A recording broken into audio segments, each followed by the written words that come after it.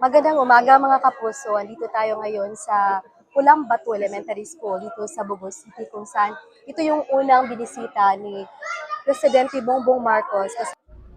Kasama niya si DepEd Secretary Sani Angara upang ma-inspeksyon itong learning continuity spaces dito sa Pulang Batu Elementary School. Pinasiniyaan ni Pangulong Marcos ang mga prefabricated at modular na learning spaces na may mga solar-powered setup at internet connectivity upang matiyak na hindi maantala ang edukasyon sa mga kalamidad. Ang LCS ang isa sa mga proyekto ng Department of Education upang matugunan ang kakulangan ng silid-aralan dulot ng mga nakaraang sakuna. Pumasok sa LCS at nakipag-interact sa mga mag-aaral at sa guro si Pangulong Bongbong Marcos at si Angara. Inalam ang kanilang kondisyon.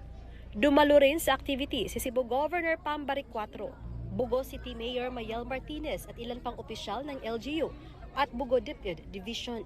Ang Pulang Batu Elementary School ang isa sa 38 public schools ng Bugo City na apektado o nasira ang ilan sa mga silid-aralan, ang iba naman school buildings matapos ang 6.9 magnitude na lindol noong September 30. Katabi ng LCS ay ang Yakap Caravan ng PhilHealth. Kasama na sa bumisita sa caravan at magiliw na nakipag-usap sa mga mag-aaral si First Lady Liza Marcos. Ang Yakap Caravan ng PhilHealth ang nagsagawa ng medical mission para sa mahigit 200 na mga mag-aaral sa Pulang Batu Elementary at High School at ang kanilang mga guro.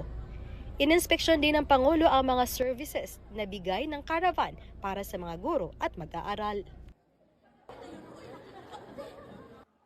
Matapos ma-inspeksyon itong LCS at mabisita ang Yakap Caravan, agad namang umalis si Presidente Bongbong Marcos kasama na si First Lady Liza Marcos at DepEd Secretary Sani Angara upang daluhan naman at tatlo pang mga activities doon sa Cebu City, Lapu-Lapu City at saka sa Mandaue City.